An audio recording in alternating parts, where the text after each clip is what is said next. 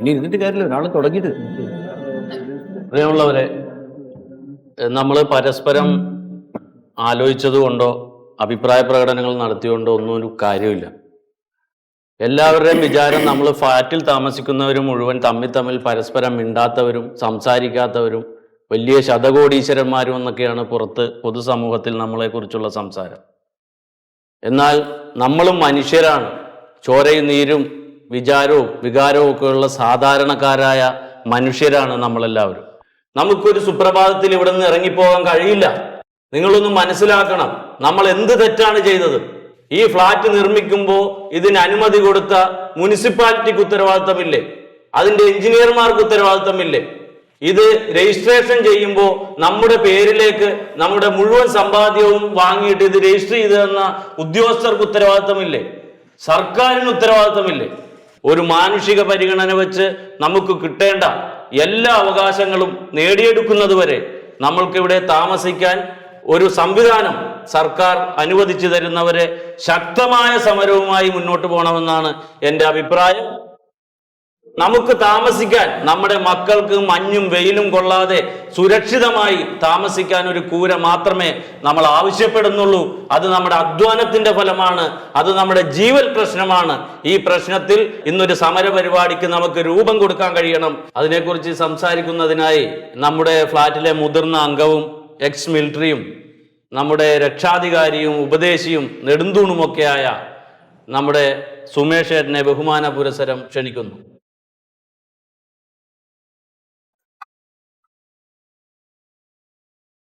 പ്രിയ സുഹൃത്തുക്കളെ, ഒരു യുദ്ധസമാനമായ ഒരു അന്തരീക്ഷമാണ് നമുക്കിപ്പോൾ ഇവിടെ ഉള്ളത്.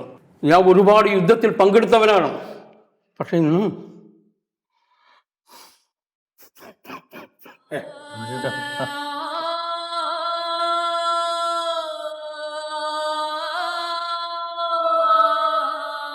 ഞാന് 11 വർഷം മുമ്പ് ദുബായിൽ പോയ ഒരാളാണ്. അവിടെ ഡ്രൈവർ പണി എടുത്തിട്ടാണ് 11 വർഷം കൊണ്ട് ഞാൻ ഉണ്ടാക്കിയ തുക മുഴുവൻ ഇവിടെ കൊണ്ടു കൊടുത്തിട്ടാണ് ഈ ഫ്ലാറ്റ് ഞാൻ വാങ്ങിയത്. അതിന് പുറമെ നാട്ടിലുള്ള എൻ്റെ വീടും പറമ്പും വിറ്റു. ഇവളുടെ കമ്പനിയിൽ സ്വർണ്ണങ്ങൾ എടുത്തിട്ട് വിറ്റ്, എന്നിട്ടൊക്കെയാണ് ഇങ്ങനെയൊരു ഫ്ലാറ്റ് വാങ്ങിയത്. എനിക്കിനി വേറെ വീടില്ല. ഇനിയുള്ള ജീവിതം ഇവിടെ ആവണമെന്ന് ആഗ്രഹിച്ച് വന്നവരാണ്. അപ്പം നമ്മളെല്ലാവരും ഒറ്റക്കെട്ടായി നിൽക്കണം. നിങ്ങളെല്ലാവരുടെയും വിഷമം എനിക്കറിയാം. അതുകൊണ്ട് നമ്മുടെ ക്യാപ്റ്റൻ പറഞ്ഞതുപോലെ ഒരു യുദ്ധമാണ് നടക്കാൻ പോകുന്നതെങ്കിൽ നമ്മളെല്ലാവരും ശക്തമായിട്ട് ആ യുദ്ധത്തിൽ പങ്കെടുക്കണം. നമ്മൾ ആരും ഇവിടെ നിന്ന് ഇറങ്ങില്ല. മൂപ്പര് ഇവിടെ ഇല്ലാത്തതുകൊണ്ട് ഞാനാണ് എല്ലാ ഓഫീസിലും കയറി ഇറങ്ങിയിരിക്കണേ. ഒരുപാട് നിയമങ്ങൾ അവർ പറഞ്ഞിട്ടുണ്ട്, അതെല്ലാം ശരിയാക്കിയിട്ടാണ് ഈ ഫ്ലാറ്റ് വാങ്ങിയത്. എന്നിട്ട് ഇപ്പൊ ഓര് തന്നെ പറയണ് ആ നിയമം ഒക്കെ തെറ്റാണ്, ഇതിപ്പോ ഇവിടുന്ന് മാറണമെന്ന്. ഇപ്പൊ നിങ്ങൾക്ക് തന്നെ അറിയാലോ, നമ്മൾ ഉറങ്ങിക്കിടന്ന സമയത്താണ് ഇവിടുത്തെ കറണ്ട് വന്ന് കട്ട് ചെയ്തത്, ഗ്യാസ് കട്ട് ചെയ്ത്, വെള്ളം കട്ട് ചെയ്ത്. ഇതൊന്നുമില്ലാതെ നമ്മളെങ്ങനെ ജീവിക്കുക? ഇപ്പൊ നമ്മളെന്തോ മനുഷ്യന്മാരല്ല, എന്തോ തീവ്രവാദികളോട് നമ്മളോട് പെരുമാറുന്ന പോലെയാണ് പെരുമാറുന്നത്. നമ്മള് തീവ്രവാദികളാണ്? അല്ലല്ലോ, ഈ നാട്ടിൽ ജീവിക്കുന്ന ആൾക്കാർ തന്നെയല്ലേ. അപ്പൊ നമ്മളെല്ലാം ഒറ്റക്കെട്ടായിട്ട് നിന്നിട്ട് ഇവിടുന്ന് പോവില്ല. ഞാൻ എന്തായാലും ഇവിടുന്ന് പോവില്ല.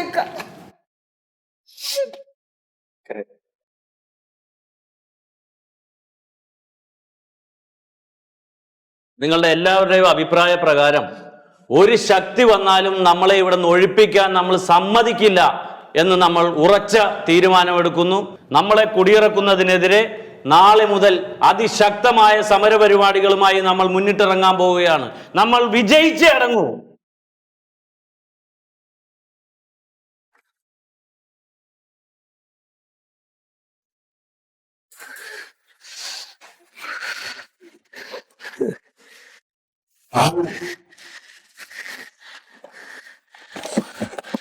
എന്തിനാ ഫയലെടുക്കുന്നത്? ഇതെന്താ ഞാൻ ചെയ്യേണ്ടത്? പിടുത്തം കിട്ടല്ലേ?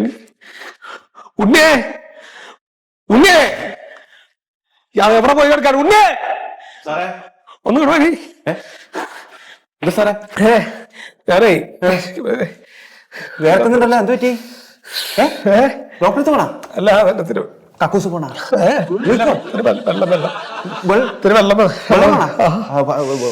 വെള്ളപ്പ വെച്ചേ എന്താ അടി അടി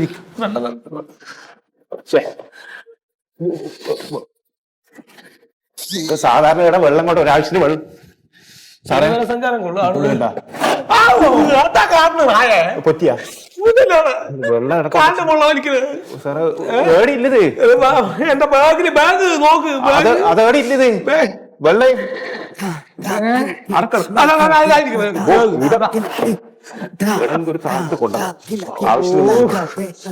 എന്താ സഞ്ചാരം എടുക്കുന്നത് എനിക്കറിയില്ല. ആശുപത്രി പോണ വേണ്ട. അയ്യോ 3-4 ഒരു 2 എടുത്തോട്ടെ ഞാൻ.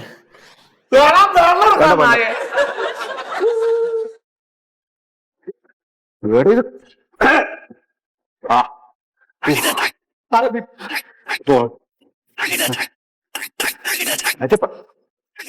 നിങ്ങൾ കാണിക്കാ എന്താ കാണിക്കുന്നത്?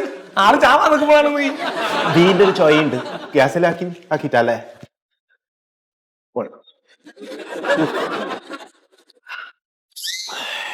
വേണ അതിന് വേണ നല്ലോണം വെള്ളം കുടിക്കും. ഇനി മതി, നല്ലോണം വെള്ളം കുടിക്കും. എന്താ ചെയ്യേണ്ടതെന്ന് എനിക്കറിയില്ല. ഞാൻ സ്വപ്നം കണ്ടറില്ലേ? എന്ത്? സുപ്രീം കോടതിയിൽ നിന്ന് എന്നെ ക്വസ്റ്റ്യൻ ചെയ്യാൻ വിളിപ്പിച്ചിരിക്കുകയാണ്. എന്താ ചിരിക്കുന്നത്? സുപ്രീം കോടതിക്ക് പരൽമീനും മത്തിക്കുഞ്ഞൊന്നും പോരാ, വലിയ സ്രാവ് തന്നെ വേണം. നമ്മളുണ്ടാക്കിയ അപരാധത്തിൽ ആ പാവം ചീഫ് സെക്രട്ടറി കോടതിയിൽ പോയി സമാധാനം പറഞ്ഞോളും. എന്നാലും എനിക്ക് എന്താ ചെയ്യേണ്ടതെന്ന് പിടുത്തം കിട്ടില്ല. ഇത് എന്തിനാ ഇതൊക്കെ തുറന്നു നോക്കാം? ഫയല് അതവിടെ വെച്ച് ടെൻഷൻ ഇരിക്കണ്ട. ആളുകൾ ഓരോരുത്തരും ഇങ്ങനെ കാശ് അടക്കടക്കാക്കി കൊണ്ടുവന്നപ്പോൾ മേടിച്ച് വെച്ചു. പേരപ്പണി നടക്കല്ലേ, എന്താ ചെയ്യേണ്ടതെന്ന് എനിക്കും അറിയില്ലല്ലോ. ഇപ്പൊ എന്താ ചെയ്യേണ്ടതെന്ന് അറിയില്ല. ശരിക്കും തലവേദന എടുക്കുന്നുണ്ടാ? തലവേദന അല്ല, എന്താന്ന് ഞാൻ ചെയ്യാ? ഓ, ഈ ജോലി പോന്ന എന്റെ പേടിപ്പോഴേ. സാറ് ചെറിയ ചെറിയ കാര്യത്തിന് വേണ്ടി പേടിക്കണ്ട. പേടിക്കാൻ വേണ്ടി വലിയ വലിയ കാര്യം വരുന്നുണ്ടല്ലോ. എന്താ അത്? സാറിന്റെ സ്വത്ത് കണ്ടു കിട്ടുന്നത്, ജയിലിൽ പോകുന്നത്, പിന്നെ ഗോതമ്പുണ്ട തിന്നത്. ഇതൊക്കെ സംഭവിക്കണ കാര്യം എന്നാ നീ പറഞ്ഞത്? അത്രക്ക് ദ്രോഹം ചെയ്തിട്ടുണ്ടല്ലോ. എന്താണ്ടാ നീ പറഞ്ഞു? എനിക്കൊന്നും പിടുത്തം കിട്ടില്ല, സ്വസ്ഥത കിട്ടണില്ല എനിക്ക്. ഒരു കാര്യം ചെയ്യ് സാറേ, ഒരു ടെൻഷൻ വിട്, വരുന്നത് വരും, ഉറപ്പ് വരും. പറഞ്ഞത് നീ പറഞ്ഞതൊക്കെ അല്ലേ? എങ്ങനെ പിന്നെ സമാധാനമായിട്ട് ഇരിക്കുന്നത്? നാട്ടുകാർ മൊത്തം ഇവറ്റകൾക്ക് അറിയില്ല ഇതൊക്കെ അനധികൃതമായിട്ടുള്ള സ്ഥലമാണ്. ഗണ്യന് കാശ് കൊണ്ടുവന്ന് നടത്തിയിട്ടല്ലേ സാധനങ്ങള്. ഇപ്പൊ ഞാനെന്ത് ചെയ്തിരിക്കുന്നു?